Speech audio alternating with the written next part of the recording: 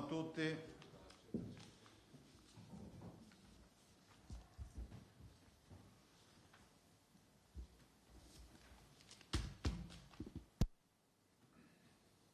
Sì, buongiorno, grazie e un saluto a tutti coloro che sono collegati in diretta.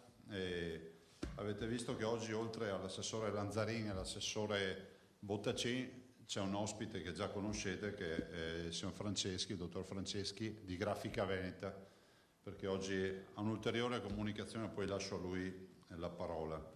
I numeri abbiamo realizzato, siccome molti mi chiedono i numeri dei tamponi, ad oggi sono 88.864 tamponi. Lo dico con tutte le difficoltà del caso e voglio risottolinearlo, perché spesso giustamente qualche cittadino dice ma Zai annuncia i tamponi, ma i tamponi quando li chiedi abbiamo difficoltà a farceli far fare, eccetera.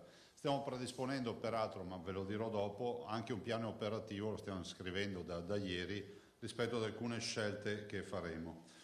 In isolamento attualmente abbiamo 20.000 persone.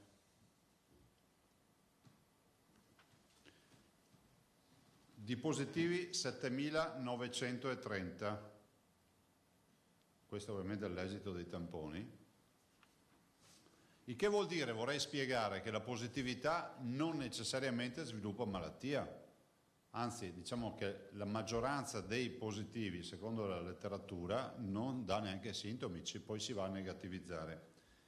Ricoverati in questo momento ci stiamo avvicinando alle 2.000 persone.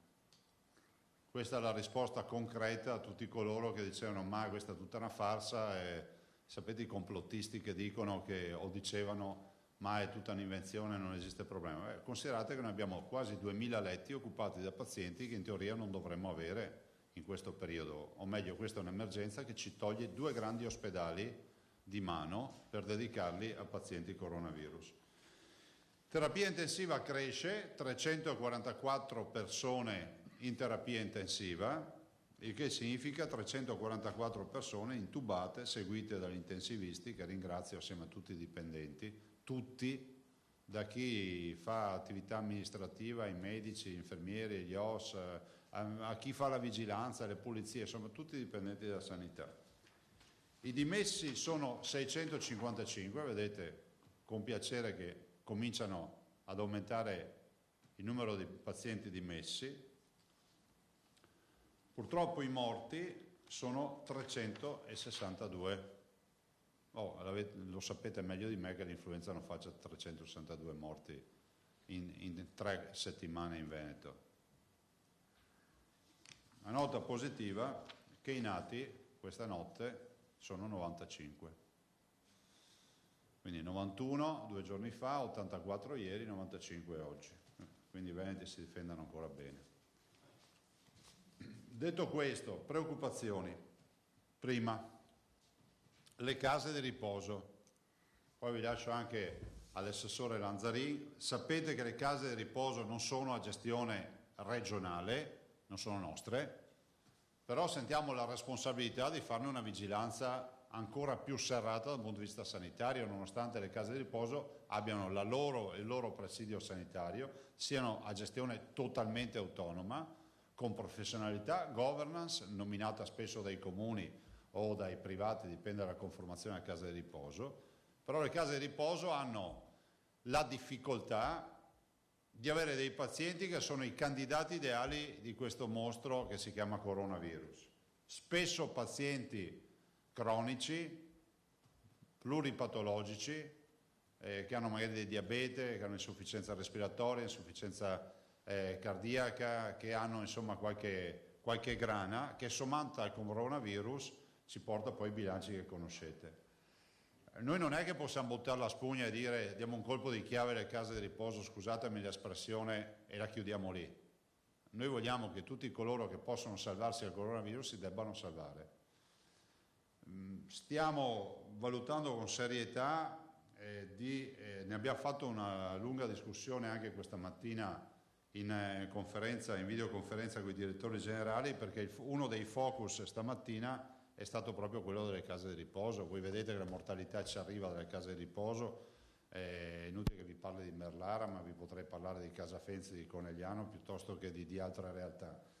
E siamo molto preoccupati e dobbiamo verificare fino in fondo che siano ben separati i percorsi, dobbiamo verificare fino in fondo e avere la garanzia che questi pazienti siano assolutamente isolati rispetto agli altri che non sono positivi. Dobbiamo essere certi della messa in sicurezza dei cittadini che ci lavorano dentro, fermo restando che la Regione lo fa volentieri, ci mancherebbe di più, ma che non passi l'idea che la mascherina che manca in una casa di riposo, che peraltro manca anche in ospedale, sia colpa della Regione. Che no. Noi le mandiamo le mascherine, quelle che abbiamo, ma voglio ricordare che non vietava a nessuno che le case di riposo si riempissero di magazzini di mascherine,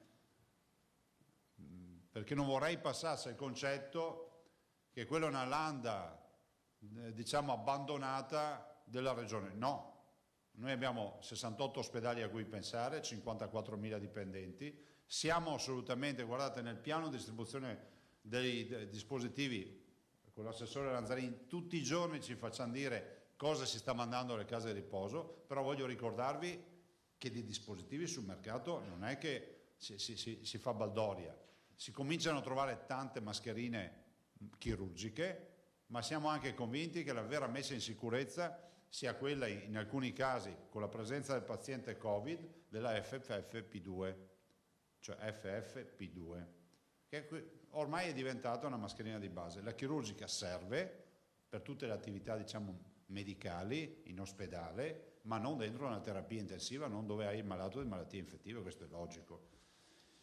L'altro aspetto, voglio dirvi che ci sono delle buone novità, sono passate le sperimentazioni, non solo di Avigan, perché Avigan è la novità, no? Quindi abbiamo il protocollo, adesso inizieremo, ma abbiamo anche, e questo ve l'ho detto ieri, Avigan, questo farmaco giapponese, peraltro sentivo un amico che mi informa quotidianamente sul Giappone, mi diceva stamattina alle 7, mi ha detto guarda, penso che tra 2 ore a Tokyo e in Giappone daranno la notizia che chiuderanno per 21 giorni, chiuderà tutto per 21 giorni, tanto per parlare di restrizioni. Mi diceva che loro lì hanno un solo Covid Center, cioè chi ha la febbre non deve neanche presentarsi negli altri ospedali, deve andare solo su un posto. Hanno ovviamente una disciplina sociale e un modo di vivere che è diverso dal nostro. Noi rivendichiamo il nostro, questo è poco ma sicuro. Da loro non si sanno i numeri. Da loro non si sanno i numeri. Mi diceva anche questo cittadino che vive lì ormai da un bel po', diceva per noi è impossibile avere i numeri che date voi in Veneto, in Italia, con i morti, i positivi, i sintomatici, gli asintomatici, isolamento. Cioè, qua funziona così. Dico che questo farmaco giapponese che è prodotto dalla Fuji ci verrà dato secondo quanto abbiamo preso e inizieremo la sperimentazione.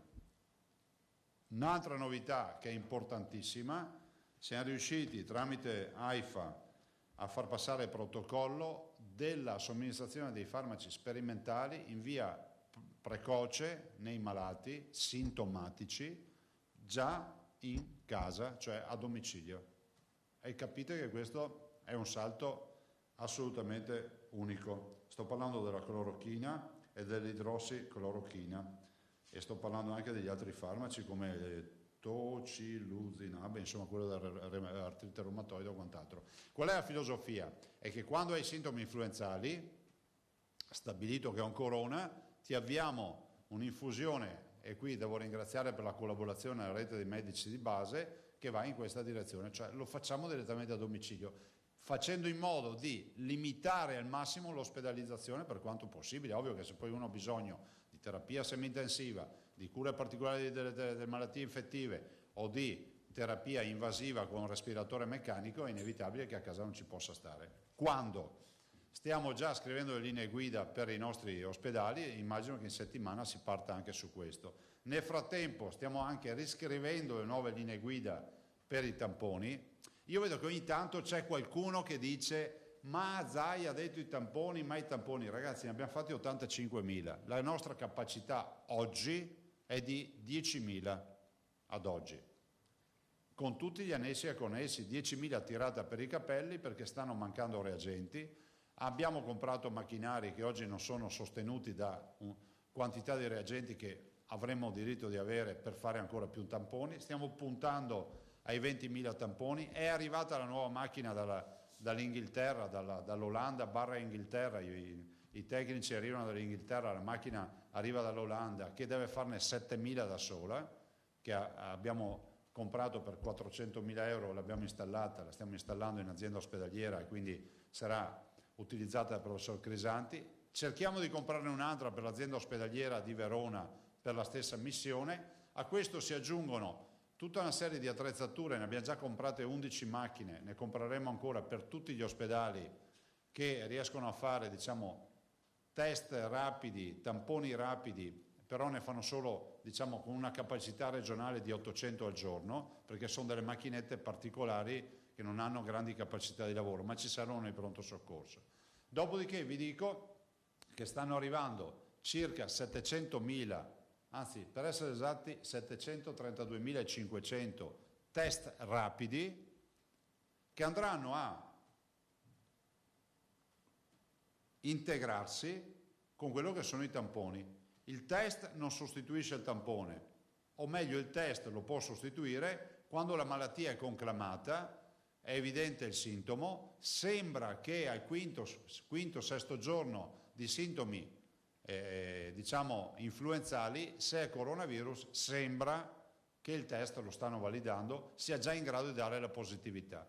Ovvio che se riuscissimo a incanalare anche il tema del test con più velocità, perché ci trova gli anticorpi, lo facciamo in un quarto d'ora con una puntura su un dito, una goccia di sangue e via. Non c'è la trafila del tampone che entra in narice, entra in gola, va in laboratorio, viene analizzato, ci vogliono ore, se non giorni, insomma è tutta un'altra storia. Ne abbiamo 700.000. Ovviamente li utilizzeremo all'interno degli ospedali sempre per mettere in sicurezza i nostri operatori. Nelle case di riposo, anche qui abbiamo deciso nelle case di riposo, e continueremo ovviamente integrando, ovviamente oggi il tampone sarà sempre più strategico assieme al test per quanto possibile per il tema della somministrazione domiciliare del farmaco, perché noi lo dobbiamo somministrare al positivo.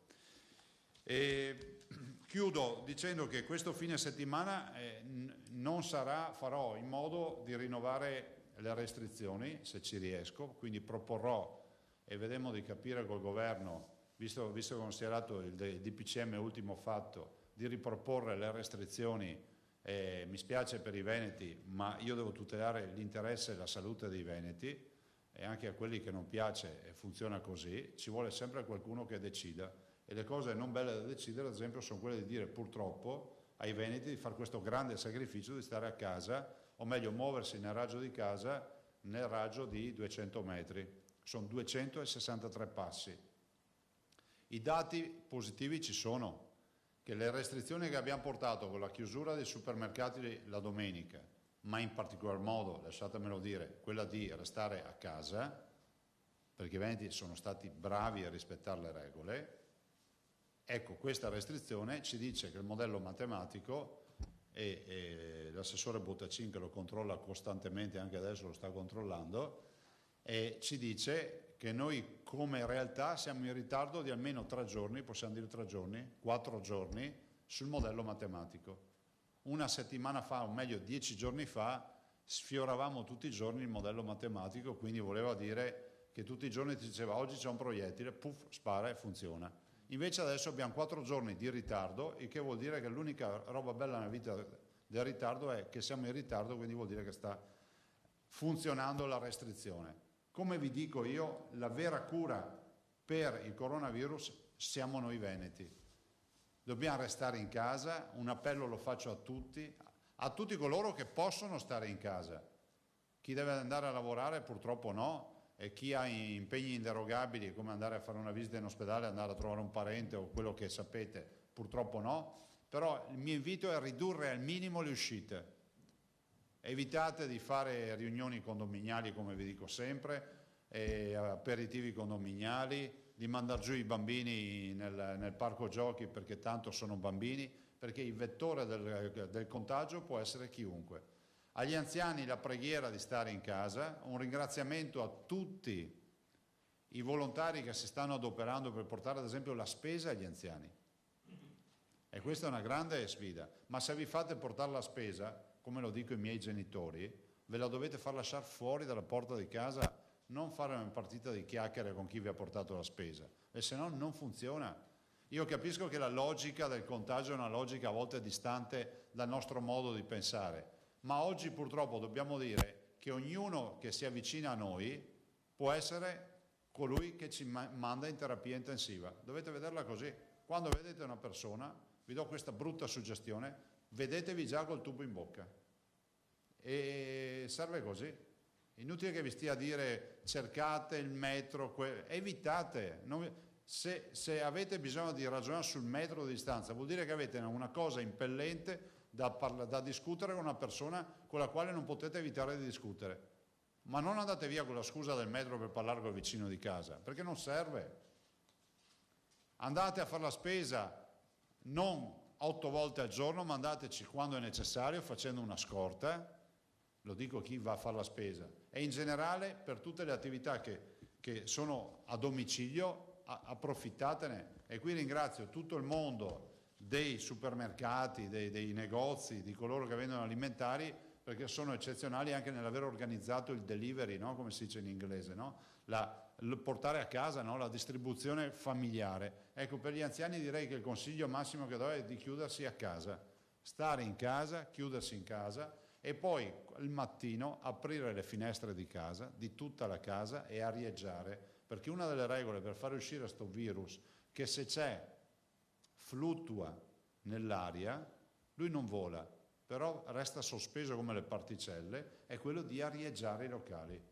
Questo è fondamentale. Quando vi arriva la spesa, lo dico sempre ai cittadini, ricordatevi che può anche restare sul packaging, quindi sugli incarti della spesa, sulla sportina di plastica o quant'altro. Magari buona pratica è prendere la spesa con i guanti di lattice, appoggiarla, se uno ha un terrazzino la lascia fuori all'aria, se non ha un terrazzino un po' di acqua e alcol, cerca di pulire le bottiglie, un po' strofinarle con dell'alcol o dell'acqua e alcol o varechina per metterle nel frigorifero, nella dispensa. L'importante è sempre arieggiare, disinfettare e lavarsi spesso le mani. Lavarsi spesso le mani, perché le mani potrebbero avere la particella del virus, perché l'avete toccata dalla sporta della spesa piuttosto che da una maniglia sporca o quant'altro.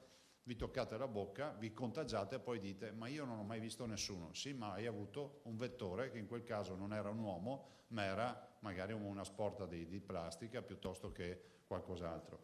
Quindi la preghiera ancora in questa settimana di restare a casa. Poi i conti li faremo tra martedì e mercoledì, vi dirò cosa ha pesato un altro fine settimana di quelli ferrei.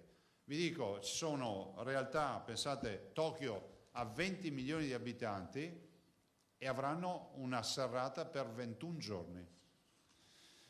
Noi speriamo di venirne fuori velocemente. Vi ripeto, oggi l'emergenza per noi sono le case di riposo. Ci sentiamo abbastanza tranquilli ancora per qualche giorno sul fronte delle terapie intensive.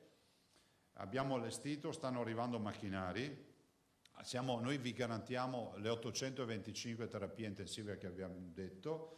Siamo attrezzati assolutamente con la partita degli ospedali che abbiamo rivitalizzato. Vi ricordate che abbiamo i famosi 5 ospedali vecchi rimessi in moto? Abbiamo 740 posti letto pronti e oggi sempre più vedete quel disegno che magari era incomprensibile 10 giorni fa. Vi ricordate? Noi vi dicevamo Covid Center, gli ospedali vecchi, le terapie intensive. Sembrava quasi una roba che qualcuno descriveva un'esagerazione. Purtroppo non è un'esagerazione, perché mai avrei pensato di dover dire che in Veneto presentare un bollettino con 362 morti. Allora guardate, io vi lascerei un attimo la parola per farmi 2 domande, poi faccio accomodare qui Franceschi per darvi la comunicazione. Quindi fate con le domande e poi passo la parola a Franceschi. Per una volta, per rapidizzare, ragazzi, posso fare subito i giornali che ne sono 3 o 4? Vai. Faccio velocissimo, poi ti do la parola, Filippo. Allora, il Golussimoro a Padova è pieno di gente fuori, fanno proprio, chiacchierano. Non c'è controllo, si può uscire qua quando si vuole. La Regione può allertare le autorità. Ma noi lo facciamo quotidianamente, ha ragione Nicolussi Moro, che saluto, e faccio gli auguri a quella redazione che è stata decimata dal coronavirus. Ho sentito ieri un po' di dati. Dico che noi le segnaliamo, faccio appello ai prefetti e alle forze dell'ordine di essere assolutamente ferrei. Vi ricordo che non c'è più il tema del penale, adesso sta diventando un problema pecuniario, cioè costa fino, se non ricordo male, a 3.000 euro la trasgressione, non vorrei dire una boiata, ma se non ricordo male erano 3 o 4.000 euro, ecco, grazie. E poi guardate, ieri sera ho parlato con un sindaco, è stato cortesissimo, ho parlato con il sindaco di Cervarese per dei test che voleva fare e mi dice che ha addirittura dei cittadini positivi che deve controllare perché escono di casa. Cioè, quando tu sei positivo e esci di casa vuol dire che sei un irresponsabile, perché se il tuo virus te lo intercetta una persona che non sta bene, tu lo ammazzi. Cioè, l'avete capite queste robe? O devo tradurvele in che lingua la volete tradotta? Quindi ha ragione Nicolussi Moro, e purtroppo se c'è tanta gente in giro e fuori vuol dire che manca la civiltà. E guardatevi, faccio solo frammento locale, ormai ognuno di noi o ha un familiare che sia malato o conosce qualcuno che sia malato. Pensate solo a questo, quanto in casa ci sia arrivata ormai sta rogna. Da Avanzan, mentre lei parlava delle case di riposo, ha detto stiamo valutando con serietà. Sì, saluto Alda Vanzan nella speranza di vedere anche lei tornare a delle conferenze stampa normali. 3.000 euro, avevo detto giusto.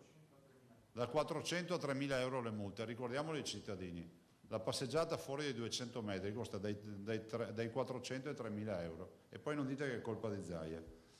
E salutando Avanzan dico che su questo stiamo ragionando, nel senso che stiamo facendo un approfondimento anche sulle competenze che potremmo avere, questo sì posso dirvelo, rispetto a delle strutture che sono terze rispetto a noi. Voglio ricordare che le case di riposo non sono gestite da noi, o sono pubbliche gestite dai comuni che nominano dei consigli di amministrazione, o sono addirittura private.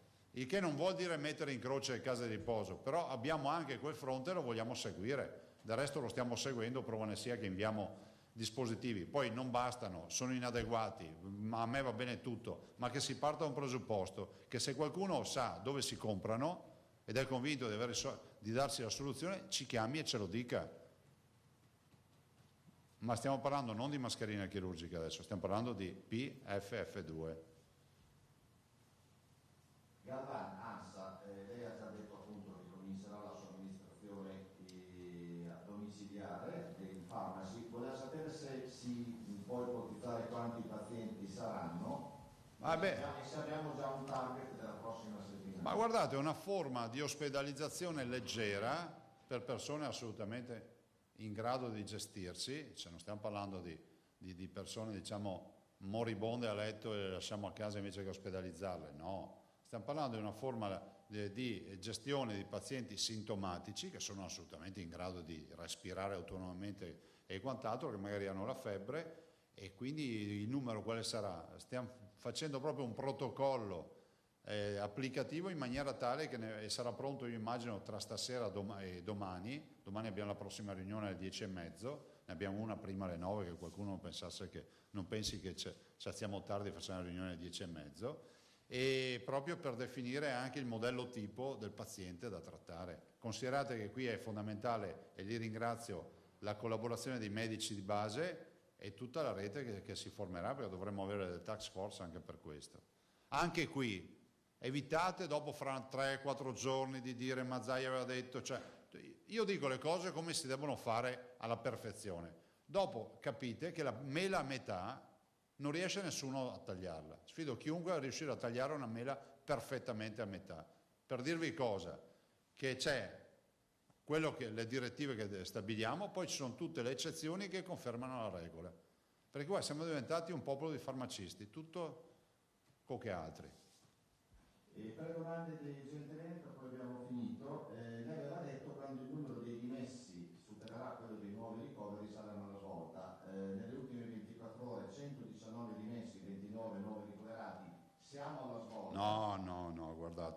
dico io come siamo che la prossima settimana avremo le turbolenze in volo. Io ve l'ho detto fin dal primo giorno, aeroporto di partenza, aeroporto di arrivo.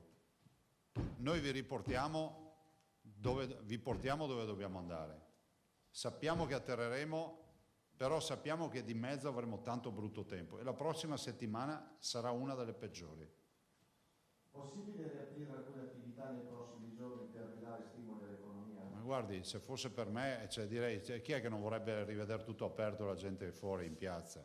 C'è un decreto che ha una sua validità ed è giusto rispettarlo e dopodiché vedremo cosa accadrà. Ma la tragedia qui è che noi abbiamo due emergenze, quella sanitaria e quella economica, e abbiamo, diciamo, ormai un convitato di pietra che si chiama Europa, che è scandaloso, che ha un comportamento scandaloso nei nostri confronti. Test anticorpali in Veneto potrebbero essere un certificato di non contagiosità e soprattutto si potrà effettuarli volontariamente? Ma guardate, il test anticorpale innanzitutto lo si deve fare, oggi dobbiamo ancora validare e capire se è quinta o sesta giornata, come dicevo prima, di sintomi ci sono già anticorpi, perché questo è il vero tema. Il test anticorpale se no diventa un giochetto da fare a casa per passare il tempo con gli amici, o si fa in maniera validata seria oppure non serve a nulla. Prego. Filippo Tosato. Presidente, poi magari chiederemo un focus su questo progetto di somministrazione domiciliare dei... Sì, ma ad oggi ci fermiamo qui, nel senso che vi diamo la lista dei farmaci e basta. Sì, sì. Sì, sì. Ecco, poi un altro accenno sulle case di riposo, perché ne parlate tu, ma a Merlara ci segnalano una situazione veramente penosa, nel senso che ci sarebbe anche una scarsità ormai di personale che non riesce più a far fronte a... Sì, dopo ve ne parlerà l'assessore Lanzarin delle case di riposo di Merlara. Passare la parola a Franceschi e poi chiudere a Lanzarin. Però vorrei ricordare che noi abbiamo attivato tutti i nostri della sanità, però resta il fatto che deve essere chiaro che non è un ospedale che tu vai lì tutte le mattine, apri, sai che rumore, che cigolio fa la porta. Le case di riposo sono comunque una gestione a sé. Lo dico non per scaricarmi di responsabilità, lo dico perché è difficile governare quando non si ha il potere di governo su queste cose. Dopo io capisco che è facile far tutt'uno e dire, tutti quelli che stanno male sono tutte competenze della regione. Sì, è vero, abbiamo una competenza sanitaria, ma le case di riposo hanno un loro presidio sanitario che pagano autonomamente, hanno un loro consiglio di amministrazione, fanno le loro scelte aziendali e hanno degli ospiti per i quali ovviamente debbono provvedere al mantenimento, alle cure o quant'altro. Noi siamo a fianco delle case di riposo, però in un momento non facile. Prego. Ecco, a proposito degli affollamenti, dei possibili assembramenti, qualcuno segnala che siccome l'ordinanza del Consiglio dei Ministri consente ai garden center, cioè ai centri di distribuzione di fiori, piante, piantine, eccetera, eccetera, di operare. Ma guardate, io dico Oggi insomma prevedono un certo affollamento. sì, ma guardate, io non la condivido sta roba, non la condivido. Cioè lo slogan deve essere meglio una primula o una terapia intensiva. Fate voi. Cioè a me spiace per quelli di Garden, mi spiace veramente, ma se siamo convinti che ci sia, come si può dire, salvacondotto semplicemente perché si può andare a comprare la primula per piantare sul giardino, io posso anche capire che chi ha scritto sta norma sia stato, come si può dire, preso dalla volontà di dare un minimo di parvenza di normalità ai cittadini, ma la normalità è stare a casa adesso. Non si va in giro a comprare le primule e queste storie qua, perché vi fate male, finite in terapia intensiva, finite in malattie infettive, vi dobbiamo mettere il CPAP, il casco, c'è il rischio di perdere la vita. Le volete capire o no ste robe? Cioè come papà che ti dice no, quando ne ho patentato, rispetta i limiti, il limite è 110, vabbè, ma se vado anche a 112, 113, basta che rispetto un po' il limite. No, rispettare il limite proprio vuol dire rispettarlo. E il limite oggi è stare a casa.